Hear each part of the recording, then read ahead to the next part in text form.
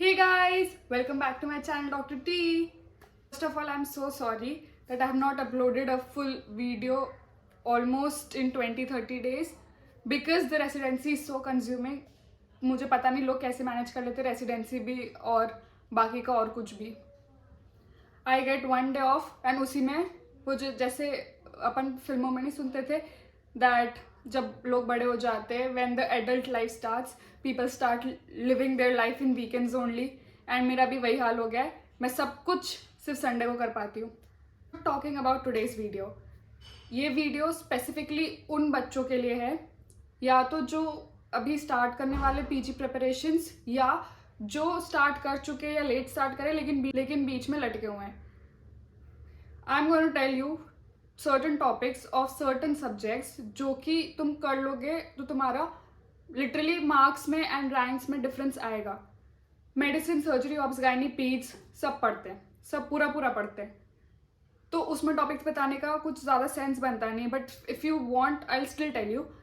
But जो लोग subject छोड़ते हैं anat, physio, biochem, patho, FMT, PSM, if you guys have not started this subjects और सिर्फ एक ही रीडिंग हुई है लेकिन रिविजन नहीं हो पा रहा है, रिविजन बहुत ज़्यादा हो रहा है, चीज़ें समझ नहीं आ रही अब कैसे पढ़ना है, क्या पढ़ना है, कितना सिलेक्टिव होना है, तो for this I am bringing you this video and I am gonna tell you topics that are really important. अगर आपने ये सब्जेक्ट्स नहीं पढ़े हो या अगर आपकी फर्स्ट रीड हुई हो या आपका रिविजन चल रहा हो एंड आपको अब सिलेक्टिव होना है लेकिन आपको समझ नहीं आ रहा कैसे सिलेक्टिव हो, कौन से टॉपिक्स मैं सिलेक्ट करूँ, so I am gonna give you high leading topics. मैंने प्रीवियस ईयर क्वेश्चन सॉल्व कर रखे, सारे पेपर सॉल्व कर रखे फ्रॉम 2017, एम्स हो या नीट हो, और एम्स के भी दोनों, मई का हो या नवंबर का हो, I have done everything. And उसमें से मैंने टॉपिक्स सिलेक्ट करे थे एंड ये टॉपिक्स से क्वेश्चंस आए हैं. Selective topics which will give you more read and give you better rank. अगर आप अभी पानी में हो और अगर आपको पानी से बाहर आना है तो do watch this video. And for all those who are preparing, ये टॉपिक्स अच्छे से पढ़ो. टॉपिक्स से बहुत तुम्हारा स्ट्रॉन्ग बेस बनेगा and it will help you clear NEET PG और next whenever you gonna give. So let's just begin starting from anatomy.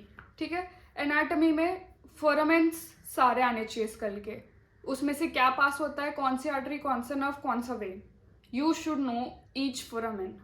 Second is, अगर तुमसे नहीं एनाटमी झेली जा रही है तो भी तुम सिर्फ 3 नर्व अच्छे से रट लो, that is median, ulnar and radial. इसके सारे टेस्ट कर लो, वो सब आते हैं, हर बार कहीं ना कहीं पूछते हैं, या तो ऑर्थो के उसमें डाल के पूछ लेंगे या एनाट में डाल के पूछ लेंगे. Then blood supply of brain आना ही चाहिए, कुछ हो जाए आना चाहिए. देन सारी लोअर लिम्ब की मसल्स, स्पेशली हिप मसल्स, क्या कौन एडक्ट करता है, कौन एबडक्ट करता है एंड क्या नर्व सप्लाई है, you should know this. Then histology में सिर्फ पिक्चर्स देखो और बस पिक्चर्स तो रट जानी चाहिए तुम्हें, क्योंकि पिक्चर एक ना एक फॉर श्योर आएगी. दिस इज द एनाट का सिलेक्टिव. तुम अगर कुछ स्टार्ट नहीं करा है तो start with this. Then coming to biochem, biochem में स्टोरेज डिसीज घोट के पी लो, वॉन गर्की, सब ग्लाइकोजन स्टोरेज, म्यूकोपॉलीसैकेराइड, सब इट विल ऑलवेज कम. कोई और मेटाबॉलिज्म नहीं हो पा रहा है तुमसे, ग्लूकोज मेटाबॉलिज्म करो, ग्लूकोज और ग्लाइकोजन का कर लो बस. ग्लूकोज मेटाबॉलिज्म सब आना चाहिए, ग्लाइकोजन सब आना चाहिए. एचएमपी पाथवे, वो जो 3 साइकिल्स दे रखी हैं वो तुम्हें अच्छे से आनी चाहिए. बाकी और बायोकेम में कुछ नहीं करना है, मत करो, ठीक है. And then the third important thing is urea cycle, urea और टीसी अपना. तो क्या करना है बायोकेम में, storage diseases, glucose, glycogen, urea and TCA, बस तुम्हारा बायोकेम हो जाएगा. अगर तुमने ये घोट के पी लिया then you will be able to solve 70% of biochem questions. Then coming to physiology, physiology में ascending descending tracts और जो अपन CNS के स्टार्टिंग में पढ़ते हैं कि टेम्परेचर प्रेशर में कौन से रिसेप्टर्स होते हैं एंड कौन से फाइबर्स कैरी करते हैं पेन को, तो ये एकदम बेसिक नॉलेज, रफीनीस, पैक्निनियन, ये सब छोटी छोटी नॉलेज होनी चाहिए. देन सारे रिफ्लेक्सेस, जीआई का रिफ्लेक्स है, बेन ब्रिज रिफ्लेक्स है, अपना आरएस में रिफ्लेक्सेस है, ये रिफ्लेक्सेस आने चाहिए, क्योंकि फिजियोलॉजी में रिफ्लेक्सेस तो पूछते ही पूछते हैं. And another most important thing about physio is sleep cycle and its disorders. You'll get a question. Previous years में भी पूछे हैं, इस बार भी आएगा. अगर फिजियो स्टार्ट नहीं करी है, छोड़ रखा है, तो बस ये चीज़ें पढ़ लो. And then coming to pharmac. Pharmac में ऑटोनॉमिक नर्वस सिस्टम कर लो, अच्छे से करना आता है. Then antidepressants and antipsychotics उनके फेवरेट है. एंटी साइकोटिक्स में और एंटी डिप्रेसेंट्स में जो उनके साइड इफ़ेक्ट्स है वो तो पूछते ही पूछते. टार्डिव डिस्काइनेसिया ये सब पूछेंगे ही. देन फार्माकोकाइनेटिक्स इनको बहुत अच्छा लगता है, जिसमें वो first order, zero order and फिर लोडिंग डोज का formula, then drug potency, efficacy and drug trials. They will ask questions from this. तो अगर फार्मैक अच्छी नहीं लगती है, सिलेक्टेड टॉपिक्स पढ़ो.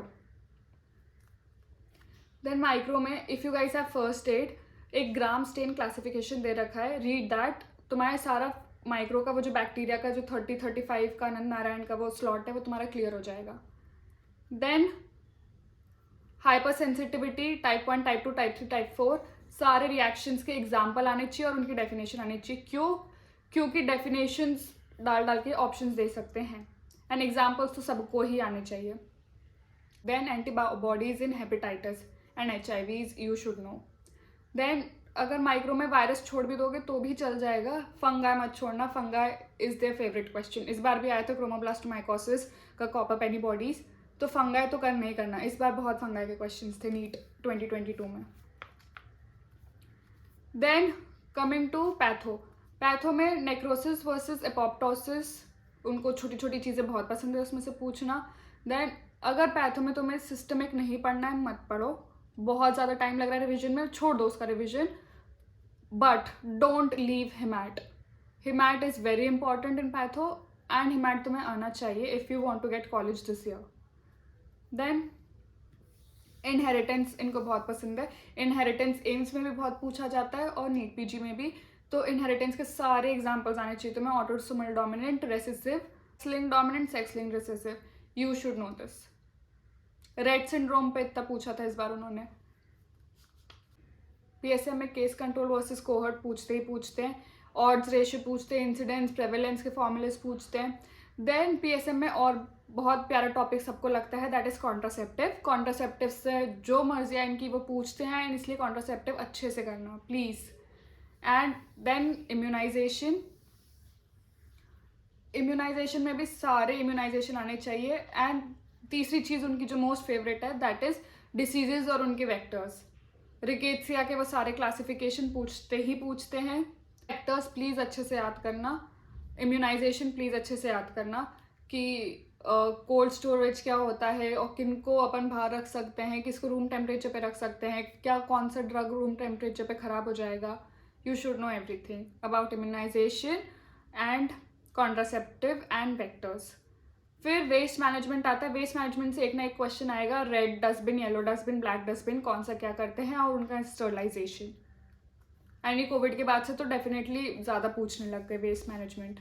एंड ट्राइज में कलर कोडिंग याद रखें. और PSM में 3-4 चीज़ें और इम्पॉर्टेंट है कि तुम IV कैन्युलास के कलर कोडिंग, तुम फोलीज कैथेटर का कलर कोडिंग मत गलत करना प्लीज़. ये सब रट के जाते हो, सब सही करते हैं. You shouldn't be doing silly mistake just because तुमने ढंग से रटा नहीं. सो स्टार्ट रट्टोफाइंग this colour coding and IV cats and triage. ये सब जो भी है टेबल छोटी छोटी मैरो में दे रखी है, मैरो के पर्ल्स में. रीड इट रेगुलरली, तुम एंड में गलती नहीं करोगे. देन कमिंग टू FMT तो प्लीज़ पूरा मत पढ़ना. ये मैं कह सकती हूँ क्योंकि मैंने पूरा नहीं पढ़ा था FMT. मैंने आपको जैसे मेरे प्रीवियस वीडियो में बताया था, आई मेड FMT के छोटे छोटे नोट्स इन 4 पेजेस एंड मैं सिर्फ वही 4 पेजेस पढ़ती थी और उससे FMT हो जाता है. FMT में the most important thing is toxicology. Toxicology में वो फूल का पिक्चर देंगे, तुम्हें उसका बताना पड़ेगा कि पॉइजनस सब्सटेंस क्या है या साइड इफेक्ट क्या है या उसका एंटीडोट क्या है.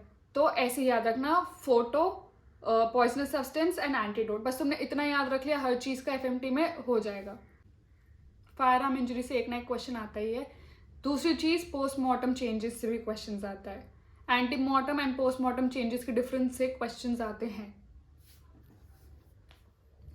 देन कमिंग टू ऑप्थैल, ऑप्थैल में ग्लोकोमा ड्रग्स, उसका side effects and mechanism of action पूछेंगे ही पूछेंगे। पाइलोकार्पिन का साइड इफेक्ट वगैरह पूछते। देन अगर तुम्हारे पास ज़्यादा टाइम है ऑप्थैल करने का तो एक्स्ट्रा ऑक्यूलर मसल्स का नर्व सप्लाई ओरिजिन और वो क्या एक्शन करती है वो देख लेना, क्योंकि कुछ ना कुछ क्वेश्चन आ सकता है स्क्विंट से रिलेटेड जिसमें वो स्क्विंट के थ्रू तुमसे पूछेंगे। And please please please don't leave retina in ophthal, please don't leave it. Retina से वो कुछ भी पूछते हैं, अच्छे से पढ़ना रेटाइना। और अगर तुमने सिर्फ मैरो के पर्ल से ही रेटाइना पढ़ा ना तो भी इट्स इनफ, क्योंकि मैरो के पर्ल्स में काफ़ी अच्छे से एक्सप्लेन्ड है। तो most important thing in ophthal is आपके ऑप्टिक पाथवे में लीजन्स से क्या विजन होगा, हेट्रोनिमस हेमियानोपिया, ये सब पूछते हैं। देन कमिंग टू ईएनटी में ईयर में तुम्हारा एम्ब्रियो ईयर का पूछेंगे एंड सारे टेस्ट अपने ईयर के, conductive and sensory hearing loss पूछेंगे, शोबैक्स वगैरह पूछते हैं। देन नोज की एनाटमी प्लीज़ अच्छे से पढ़ के जाना, वो मिडिल टर्बिनेट में क्या होता है, इंफीरियर टर्बिनेट में क्या होता है, सुपीरियर मोस्ट में क्या होता है, दे लास्क। कमिंग टू लैरिंग्स, लैरिंग्स में नर्व सप्लाई एंड मसल का एक्शन वो पूछेंगे, वोकल कॉर्ड्स का वो पूछते हैं।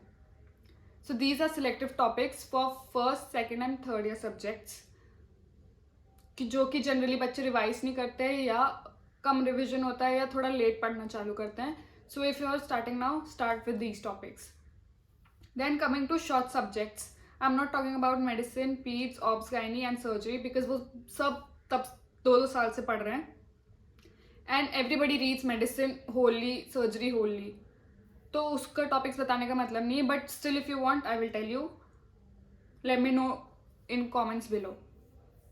Then coming to short subjects of 4th year, anesthesia. anesthesia में तुम्हें प्री मेडिकेशन ड्रग्स कौन कौन सी होती है वो पता होना चाहिए कि प्रोफोफॉल कब देते कब नहीं देते हैं, मसल रिलैक्सेंट कौन सा देते हैं, एट्रावैक, ये सब एट्रावैक इन सब के मैकेनिज्म ऑफ एक्शन कि कौन सा नॉन डिपोलराइजिंग है, कौन सा डिपोलराइजिंग है, कौन सा फास्ट एक्टिंग है, इंटरमीडिएट एक्टिंग है। बस इसका एक क्लासिफिकेशन पढ़ लेना, गूगल पे सर्च कर लो क्लासिफिकेशन ऑफ मसल रिलैक्सेंट, एक टेबल आएगी, बस उतनी टेबल भी याद रखोगे ना तुम्हें, that would be enough. Then circuits आते, बेन सर्किट्स और री सर्किट्स, ये सब अगर तुम्हें मेपल्सन सर्किट, अगर तुम्हारे पास वो डायग्राम्स है बस सिर्फ डायग्राम्स देखना, क्योंकि डायग्राम्स क्वेश्चंस पूछते, थ्योरेटिकल क्वेश्चंस नहीं पूछते।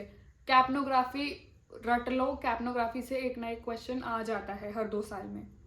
डिफरेंट फॉर्म्स ऑफ कैप्नोग्राफी की, ईसोफेजियल इंट्यूबेशन हो गया तो क्या होगा, ब्रांकोस्पाज्म हो गया तो क्या होगा, नॉर्मल इंट्यूबेशन कैसा दिखता है, so you should no capnography. And फिर इनहेलेशनल एजेंट्स, तो तुम कभी अगर नोटिस करोगे तो जब भी अगर तुमने क्वेश्चंस लगाए होंगे तो कि अगर इस पर्सन को ये डिसीज़ है और ये है, so what inhalational agent would you prefer, और उसमें ऑप्शंस होते हैं सीवो, आइसो, डेसो। तो इन सब में 90% केसेस में सीवो ही आंसर होता है। So start practising those questions as well. Now coming to dermat, dermat में प्लीज स्किन की लेयर्स अच्छे से पढ़ना, क्वेश्चन की बारी आती है mark it wrong, so please learn layer of skin very properly, question can come. Then psoriasis इनका फेवरेट है, एंड लेप्रेसी और टीबी में क्या क्या स्किन चेंजेस होते हैं वो पढ़ लेना।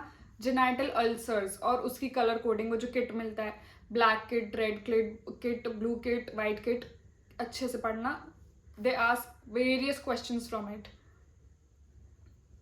और जेनाइटल अल्सर्स कौन सा पेनफुल होता है, कौन सा नॉन पेनफुल होता है, जेनाइटल अल्सर्स का क्लासिफिकेशन होना चाहिए, कलर किट्स होने चाहिए, सोरियासिस होना चाहिए, लेयर ऑफ स्किन होना चाहिए। कमिंग टू साइकैट्री, साइकैट्री में चीज़ें याद रख लो कि how many days does it take और how many months does it take to call it depression, to call it acute maniac episode, to call it mania, to call it schizophrenia. You should know these days because NEET में questions आते हैं। And schizophrenia और depression तो तुम्हें पढ़ना ही पढ़ना है, क्योंकि एंटीसाइकोटिक ड्रग्स के सारे साइड इफेक्ट्स वापस इसमें आएंगे, वापस से डिप्रेशन में कुछ भी पूछेंगे, एंड शिजोफ्रेनिया में ये डेज तो पूछते ही पूछते हैं। देन लिथियम पढ़ लेना एक बार, एंड एडिक्शंस सारे अपने, all the marijuana, morphine, LSDs, ये पढ़ लेना, ऊपर ऊपर से कुछ ना कुछ एक आ सकता है।